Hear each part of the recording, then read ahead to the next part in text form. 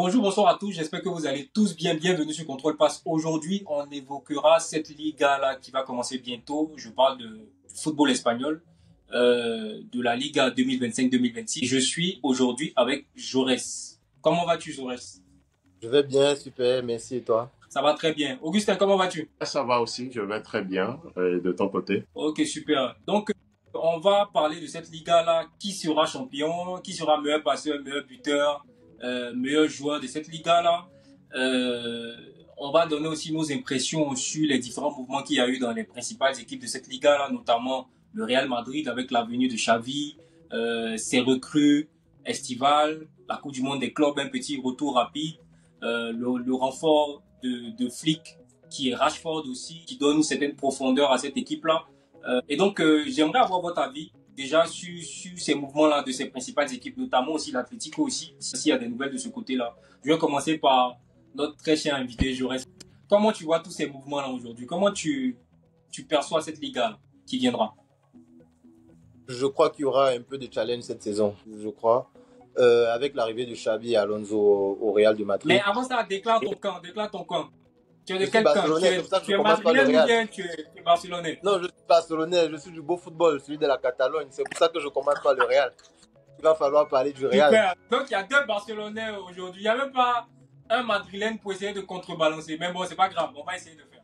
Il n'y a pas de souci. Vas-y, Jaurès. Je disais que Xavi Alonso, en signant le jeune Hussein Trent Alexander-Arnold, je crois qu'il a fait ce qu'il fallait pour le Real, arranger un peu sa défense, parce que c'est là où ils ont beaucoup pêché la saison passée. Et je pense qu'il devrait mettre une approche plus pressante sur les joueurs. Euh, Son défi, ça sera d'harmoniser les talents entre ces différents attaquants, Vinicius, Mbappé et les jeunes qui arrivent. Donc, je crois que ça sera un peu ça qui doit être fait au niveau du Real de Madrid pour qu'il soit plus compétitif. Mais je sais quand même qu'avec Xavi Alonso, ça ne sera pas comme Ancelotti, qui avait déjà de certaines habitudes de rotation avec les joueurs. Ça va un peu changer la dynamique au sein du club. Concernant le FC Barcelone, je crois que la stratégie reste la même. Maintenir l'attaque explosive avec Lamine Yamal et la venue de Rashford, qui apporte un peu de concurrence au niveau du côté gauche, où Rafinha, qui a performé, peut ne pas être disponible à un certain moment de la saison. Parce que ce genre de problème, on l'a connu, toujours sur ce même côté, mais au niveau des latéraux, avec Baldé. Je crois que c'est un transfert qui sera bénéfique pour le Barça et qui va permettre de pouvoir continuer dans la dynamique qu'on s'est lancée au regard de la saison passée. Super, merci Jaurès. Augustin, qu'est-ce que tu penses de ce Barcelone-là qui est en train de se libérer de certains joueurs quand même qui ont compté dans cette équipe-là? Je parle éventuellement de Casado. Bon, Casado est toujours là, hein. Il est toujours là, il va intégrer la rotation. Parce que je veux dire, en griffe, il y a des rumeurs, voilà, qui disent qu'il pourrait éventuellement se libérer de genre de Casado et certains joueurs aussi et d'autres joueurs que j'ai oublié, disons leur nom. Est-ce que tu peux un peu dépeindre un peu ce qui se passe au Barça, les renforts et les joueurs qui pourraient être libérés, le manque à gagner, tout ça? D'accord. Pour ma part, en tout cas, pour cet été, pour ce mercato estival, une fois la saison clôturée, je me disais s'il y avait un poste à renforcer, c'était d'abord en priorité le poste de gardien de but parce que j'estime que on n'avait plus un gardien de but de haut niveau. Première des choses, en deuxième position, je me disais que le poste d'ailier gauche, il faut aussi renforcer cela, apporter encore plus de concurrence et de profondeur et sans oublier, si possible, avoir une certaine doublure pour Lamine Yamal et tout, chose qui est faite d'ailleurs par la direction du Barça. Donc, sans oublier que voilà, on perd Inigo Martinez qui a été l'un des artisans de la saison dernière, l'un des grands artisans de la saison dernière. Je pense que c'est notre meilleur défenseur sur l'ensemble de la saison. Il a été en tout cas très fiable du haut de ses 34 ans. Après, je comprends aussi son départ parce que voilà, il n'a plus forcément 70 matchs par saison dans les jambes et tout. Aujourd'hui, en tout cas, de manière générale, face à l'ossature, en tout cas, de cette équipe, il y a une belle construction qui est là.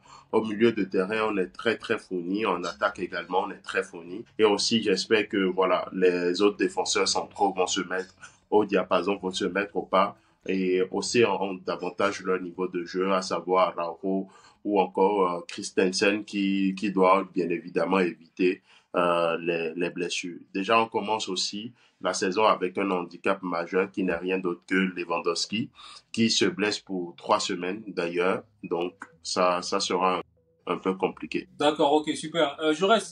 Est-ce que j'ai l'impression que, bon, j'ai pas l'impression, je vous ai pas écouté, mais j'ai l'impression que forcément, dans votre tête, vous vous dites, ça va se jouer entre le Real et le Barça.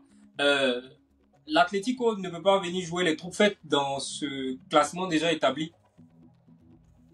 Si, mais ce n'est pas un véritable challenger pour le Real et le Barça. Je pense qu'ils vont jouer sur les erreurs de ces deux clubs-là pour pouvoir se trouver une place dans le top du classement. Et c'est mon ressenti profond, hein. Malgré leur système de jeu, défense, la cohérence et tout. Vraiment, ça va se jouer au niveau des matchs contre les équipes du top 5 du classement où ils ne sont pas souvent très performants. Ils ne gagnent pas tous leurs matchs contre le Real, le Barça. Tu vas rencontrer Villarreal, je ne sais pas qui d'autre.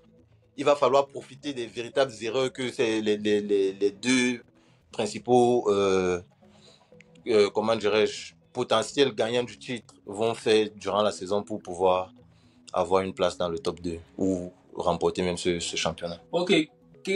Jaurès, dis-moi, qu'est-ce que tu penses que Rashford va apporter à cette équipe-là, genre de Barcelone? Sur le côté gauche, c'est vrai que Rafinha y était, mais on ne le ressentait pas pendant les phases offensives. Je crois qu'il revenait plus dans l'axe pour apporter du surplus à ce niveau-là. Et Rashford, je crois qu'il y aura plus de percussions sur ce côté avec Baldé. Ça va pouvoir jouer les dédoublements et tout pour pouvoir apporter une densité sur le côté. Super, et il a une très bonne maîtrise de balle, une bonne vitesse en élimination en 1 contre 1. Je crois que ça sera une des qualités importantes qui vont pouvoir servir à ce Barça-là pour pouvoir atteindre leurs objectifs en fin de saison. Super. Augustin, Rashford, est-ce que tu penses que on va pas l'utiliser de manière hybride, c'est-à-dire tantôt sur le côté, tantôt pour remplacer peut-être un Lewandowski qui est blessé pour 3 semaines?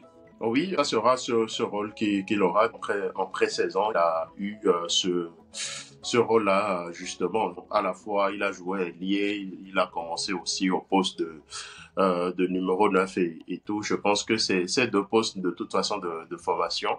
Et en même temps, c'est quelqu'un qui a une certaine polyvalence. Il est capable de jouer aux 3 postes de l'attaque, côté gauche, côté droit et aussi au poste de numéro 9. Après, pour revenir à ce que Jaurès disait sur l'Atlético Madrid, moi, je ne les enterre pas, en tout cas, pour cette saison-là, dans cette course à la Liga, parce que je pense que c'est une équipe qui s'est considérablement aussi renforcée. Ils ont fait des coups très, très intelligents, à savoir renforcer la défense, le milieu de terrain et aussi apporter aussi de la valeur aussi sur les ailes, à l'image de Alex Baena. Parce que Alex Baena, aujourd'hui, c'est quand même quelqu'un qui maîtrise profondément la Liga et tout. C'est un très bon joueur, un joueur excellent au milieu de terrain. Je me rappelle encore de la saison, le mercato précédent, estival précédent.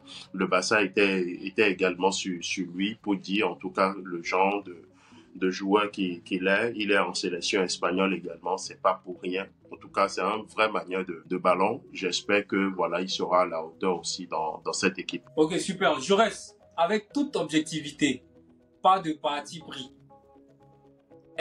Qui sera champion de la Liga pour la saison 2025-2026 quand tu prends les forces en présence? Qui sera champion? En toute objectivité, oui. À vrai dire, ça reste compliqué d'être objectif parce que au regard de la saison des 2 saisons passées des différents clubs, je serais toujours amené à dire le FC Barcelone. Je serai amené. Le FC Barcelone parce que Madrid actuellement en reconstruction, de trouver la bonne locomotive, ils sont, on va dire, en petite reconstruction pour pouvoir genre venir fort. Je pense que c'est à ça que tu fais allusion. Exactement. Oui, tout à fait. Augustin, tout à fait. On est un Barcelonais dans l'ADN, dans l'âme, mais je veux un brin d'objectivité. Qui sera champion pour toi, pour cette Liga en 2010? Bon, personnellement, je pense que le Real a quand même recruté pas mal au niveau de l'arbitrage. Vous avez fait de très bons recrutements.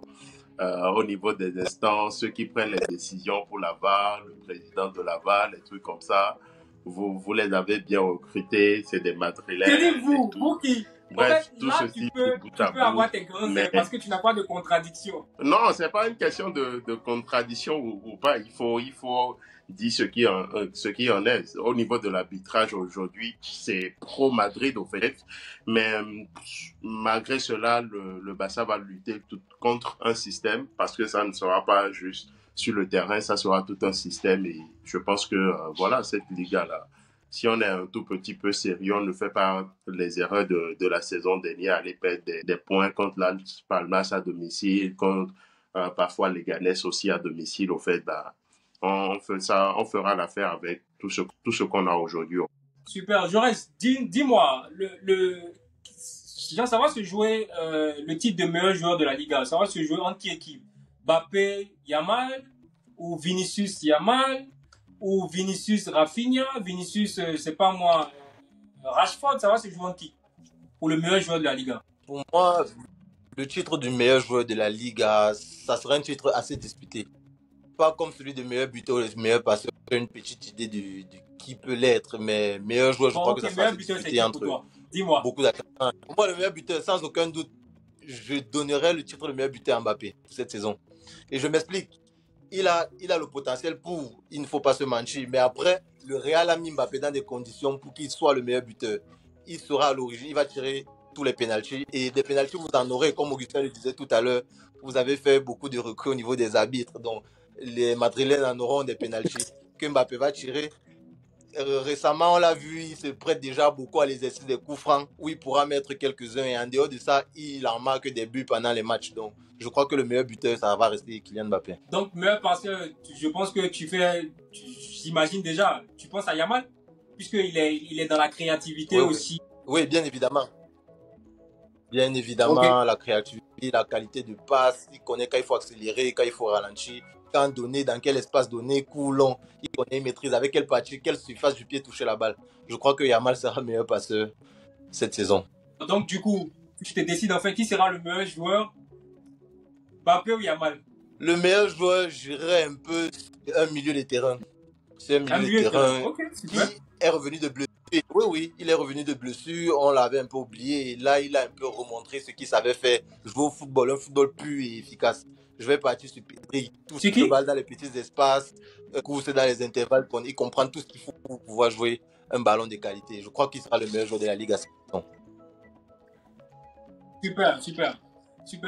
Alors, pour ma part, oui, vas-y. Oui, je disais que pour ma part, celui que je vais choisir, en tout cas, pour des meilleurs buteurs, bon, personnellement, je n'entends pas Lewandowski, je n'entends pas aussi Rafinha, mais je vois aussi Vinicius et tout, et faire peut-être une saison, ok, je remets les pendules à l'heure, montrer qui doit être le numéro 1 au Real Madrid et tout, quoique ce que les médias veulent faire passer Mbappé pour X ou Y, moi, je serais en tout cas content pour lui, personnellement, qu'il retrouve cela. Je passe sur lui, je vais dire, j'irai sur lui.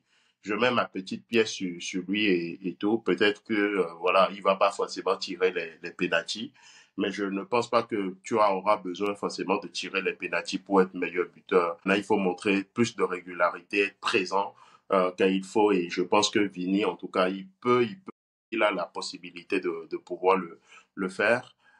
Meilleur passeur, je dirais, voilà, Lamine Yamal, comme ça a été dit tout à l'heure, et le meilleur joueur également,